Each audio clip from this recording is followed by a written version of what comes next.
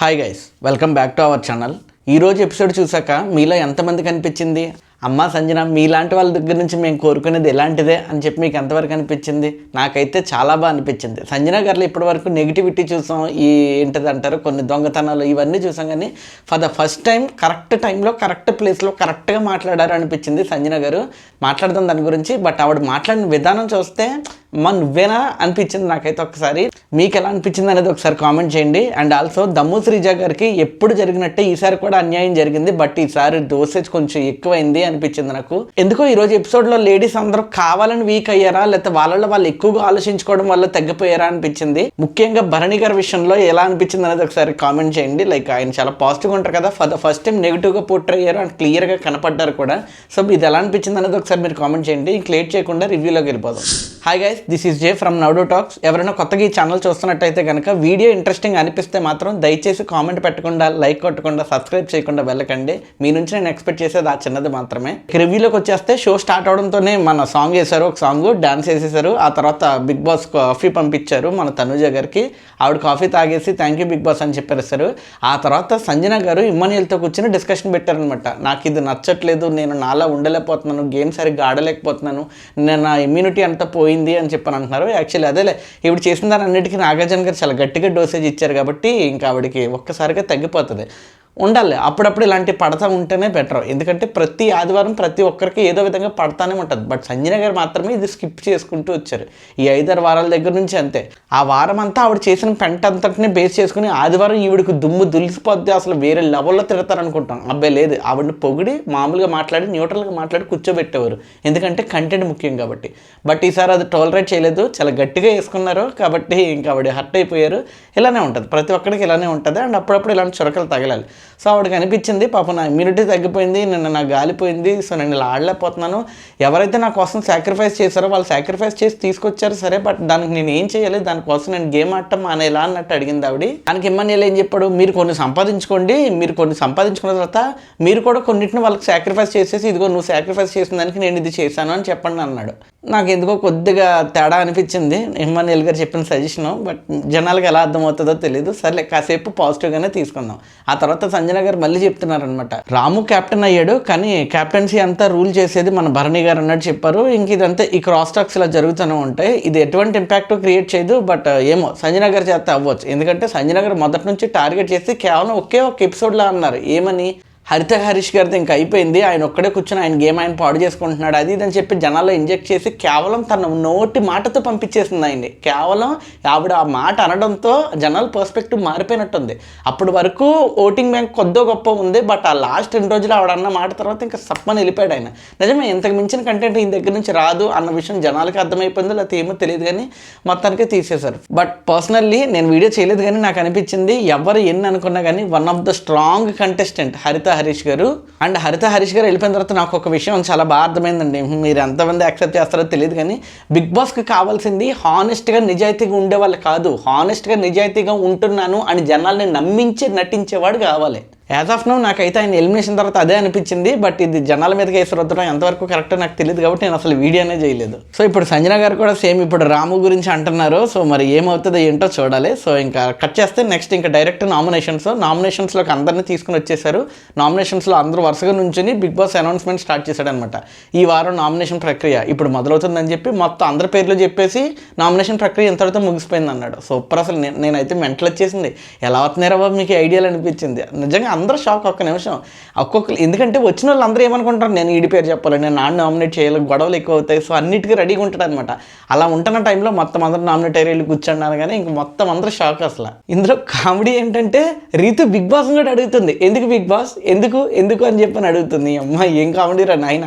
ఆయన డైరెక్ట్గా వేసేసాడు, ఇంకేసేసిన తర్వాత ఇందులో ఏముంటుంది, ఇంకా మళ్ళీ ఎందుకు అని ఆయన అడిగితే ఆయన సమాధానం చెప్తాడు. ఏదో మన డీమాన్ అంటే తప్పక చెప్తాడు, కానీ ఆయన ఎందుకు చెప్తాడు. సో ఇంక అందరూ వెళ్ళి కూర్చున్నారు. ఈ మధ్యలో అనుకుంటా పాపం ఆవిడ కూర్చుని ఉంటే, లైక్ దివ్య గారిని కూర్చుని ఉంటే భరణి గారు వచ్చి చెప్తున్నారు అనమాట, ఆ పెయిన్ ఏదో వస్తే ట్యాబ్లెట్ వస్తారు కదా, ఆ ట్యాబ్లెట్ భరణి గారు వచ్చి దివ్య గారికి ఇచ్చారంట. అంతే, దానికి తనుజ గారు హర్ట్ అయిపోయారంట.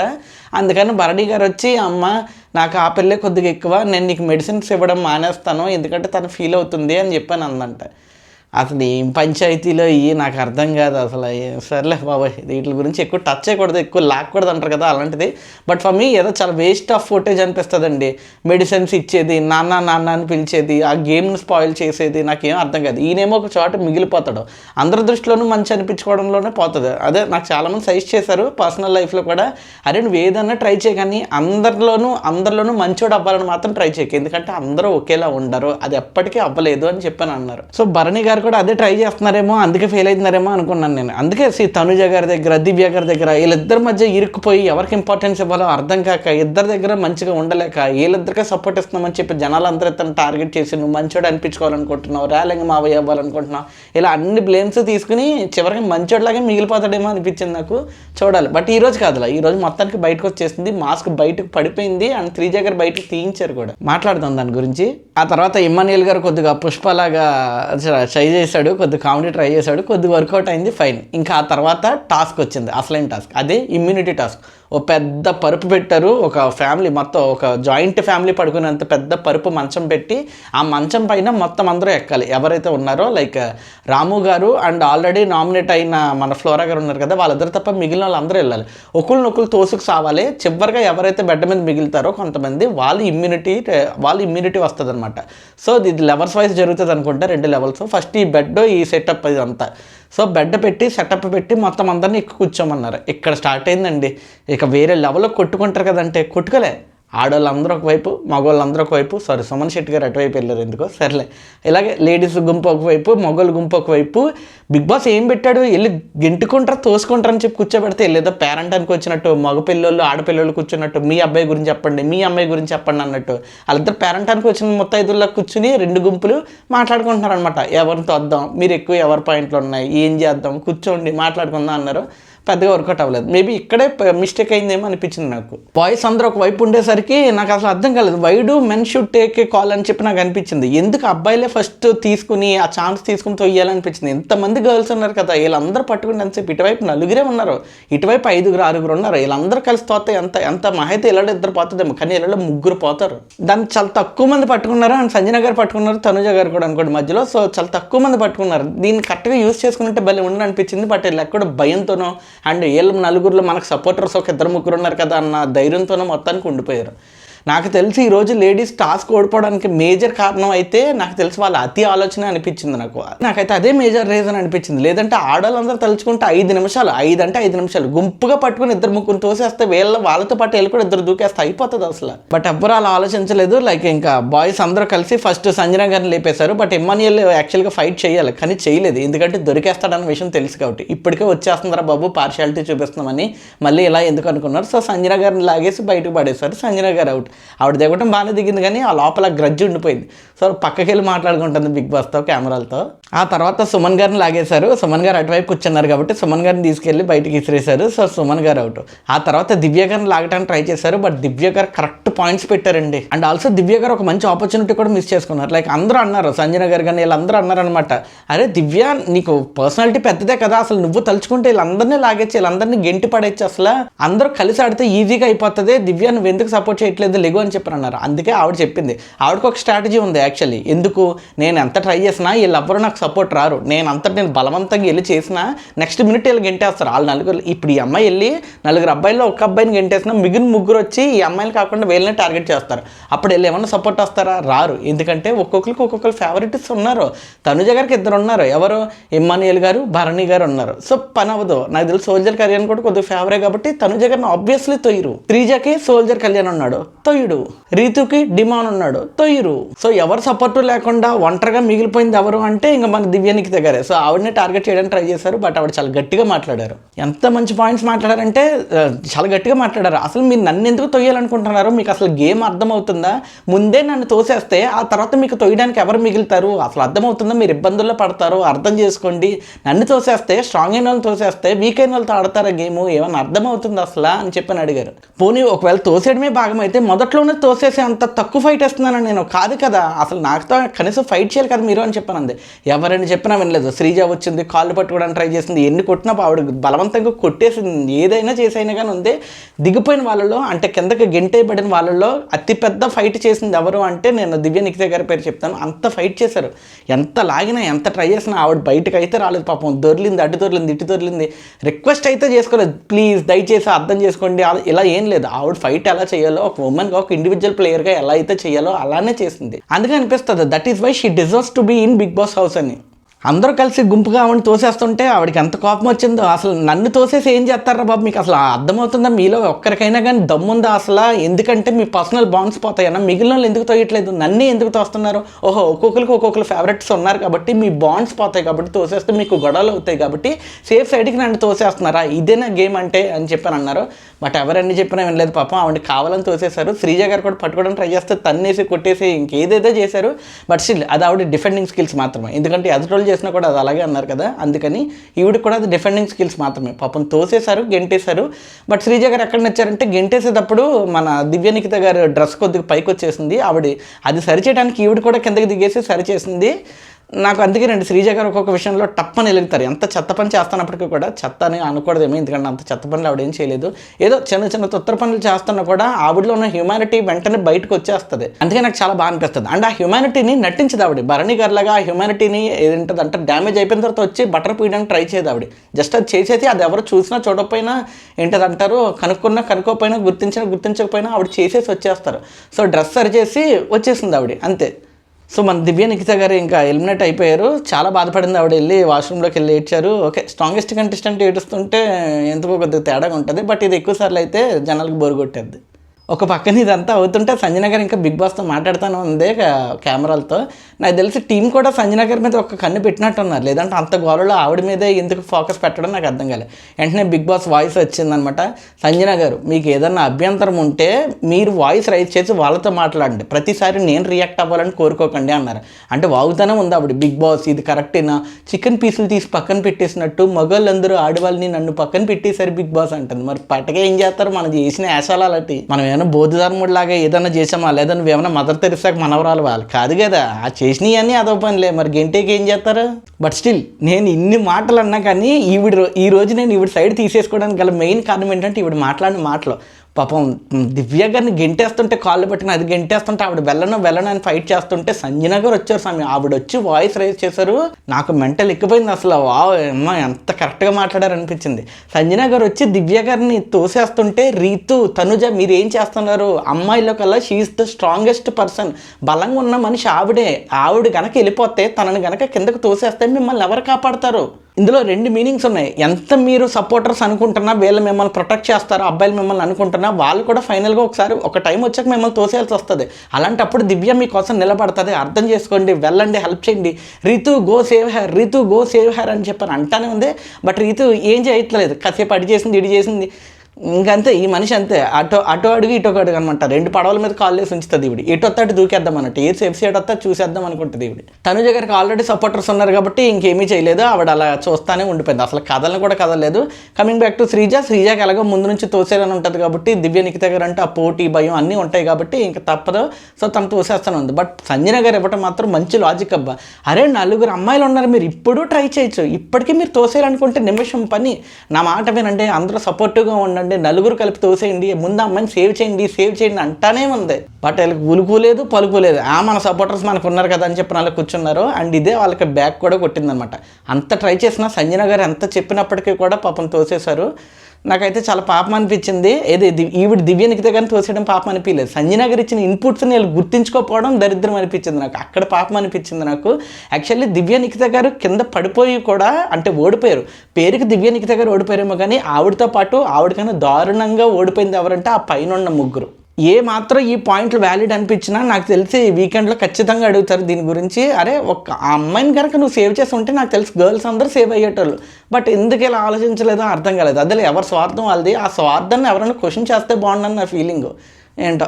ఇంకా ఫైనల్లీ ఎవరు ఫేవరెట్స్ వాళ్ళు మిగిలారనమాట. సో ఇంకా తగ్ ఆఫ్ వార్ టైప్ వచ్చింది. సో ఇంకా ఎవరిని తోసేద్దాం అన్న డిస్కషన్స్లో ఉన్నప్పుడు టక్మన్ డీమాన్ తోసేయడానికి ట్రై చేశారు. లైక్ భరణి గారు వీళ్ళందరూ డీమన్ పవర్ని తోసేస్తున్నారు. ఇలాగా తోసేసేటప్పుడు చాలాసేపు ఫైట్ తర్వాత మన భరణి గారు ఏం చేశారంటే అతను కాళ్ళు పట్టుకుని ఇలా కిందకి అన్నారనమాట. అనగానే ఫస్ట్ కింద పడింది భరణి గారు. భరణి గారు నడుము తాకింది, ఆ తర్వాత మనోడు కాలు తాకింది అనమాట. ఎవరిదైతే తోసేద్దాం అనుకున్నారో వాళ్ళదే. సో తోయబడ్డవాడేమో గాల్లో ఉన్నాడు, తోసేద్దాం అనుకున్నవాడు ముందే కింద పడిపోయాడు. సో భరణి గారు పడిపోయారు. నా ఫోన్ కూడా పడిపోయింది, దరిద్రం.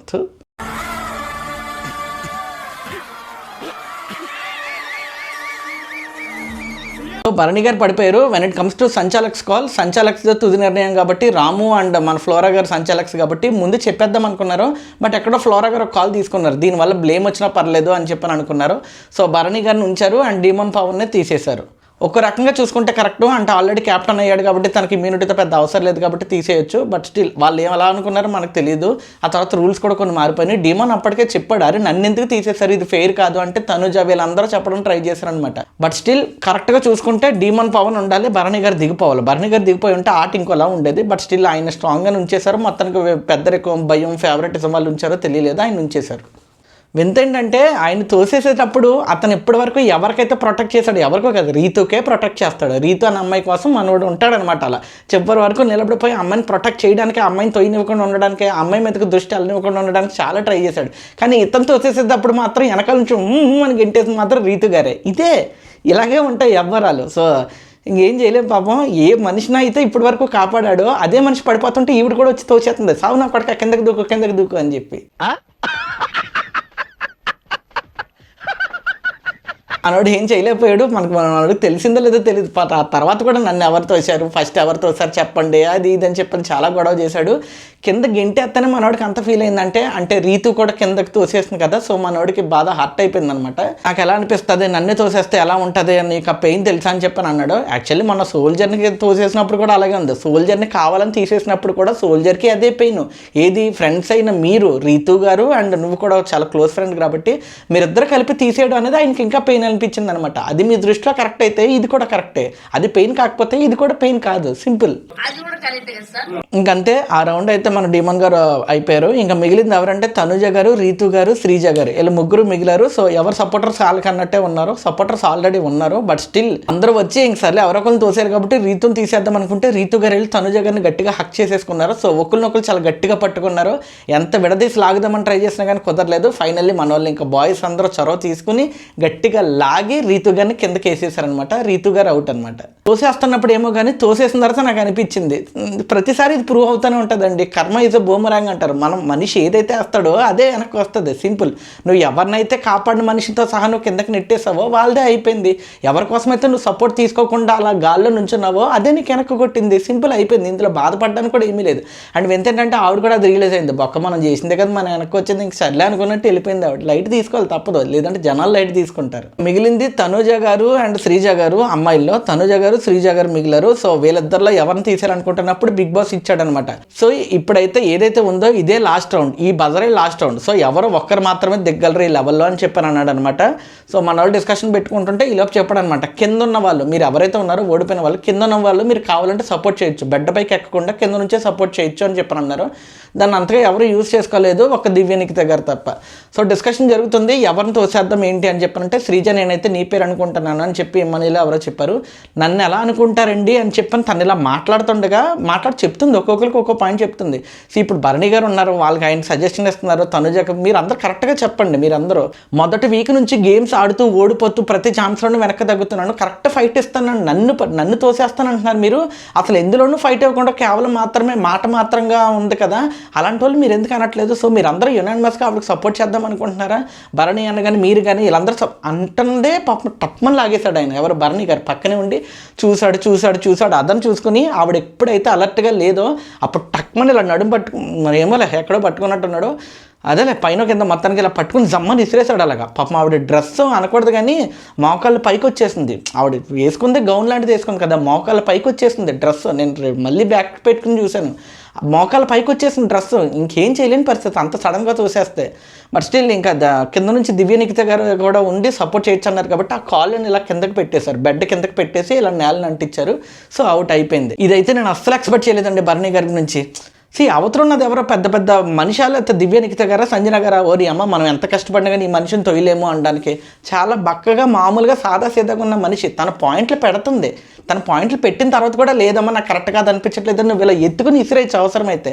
బట్ లేదే, ఆ మనిషి తన పాయింట్స్ పెడుతున్నప్పుడు అతను చూసుకుని టప్మని లాగేసావు. దీనికి మీరు కావాలంటే ఏంటిది, ఇది నా స్ట్రాటజీ అని చెప్పొచ్చు. బట్ అది చాలా చెత్త రీజన్ అవుతుంది. అందులోనూ అంత మెచ్యూరిటీ ఉండి అందరిలోనూ అంత మంచోడుగా అనిపిస్తున్న భరణి గారికి ఇలాంటిది చాలా చెత్త అనిపించింది నాకైతే. బట్ ఎవరెలా సపోర్ట్ చేస్తారో నాకు తెలియదు, కానీ నాకైతే చాలా బ్యాడ్, చాలా తప్పు అనిపించింది. ఒక సైడ్ నుంచి చూసుకుంటే కరెక్టే, అవతలోడు ఎలా ఉన్నా కానీ నాకు అనవసరం అబ్బా, నేను దింపేయాలనుకున్న వాళ్ళని దింపేస్తాను అంతే.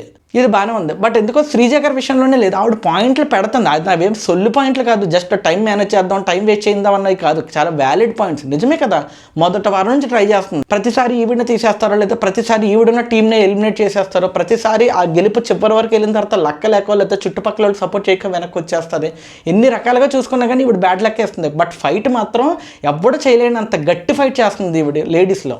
అంత ఫైట్ చేస్తున్న మనిషిని కదా మనం ముందు పెట్టాలి, అలాంటి వాళ్ళకి కదా ఇమ్యూనిటీ అనేది ఇవ్వాలేసి. ఇప్పుడు ఇమ్యూనిటీలో కూడా బేసిక్ ఇమ్యూనిటీ అనేది ఎవరికి కావాలి, నిజంగా ఫైట్ చేస్తూ పెద్దగా ఓట్ బ్యాంకింగ్ లేదు పాపం, తనకి ఇప్పుడిప్పుడే సంపాదించుకుంటుంది, తను ఇంకొక 2 వారాలు ఎక్స్ట్రా ఉంటాయి, ఇంకొంచెం మంచి ఫైట్ ఇవ్వగలదేమో, అలాంటి వాళ్ళకి ఇవ్వాలి అంతే తప్ప ఆల్రెడీ గెలిచేసి ఇప్పుడు భరణి గారు ఇమ్మనియలు ఇలాంటి వాళ్ళు ఇమ్యూనిటీ వచ్చిన వాళ్ళకి ఏం లాభం. వాళ్ళు ఒకవేళ నిజంగానే నామినేషన్స్లోకి వచ్చారనుకోండి, జనాలు ఓట్లేరా, ఇట్టే తెప్పించేస్తారు, ఇట్టే గెలిపించేస్తారు వాళ్ళని. అలాంటి వాళ్ళకి ఇమ్యూనిటీ ఇచ్చి ఏంటి ప్రయోజనం?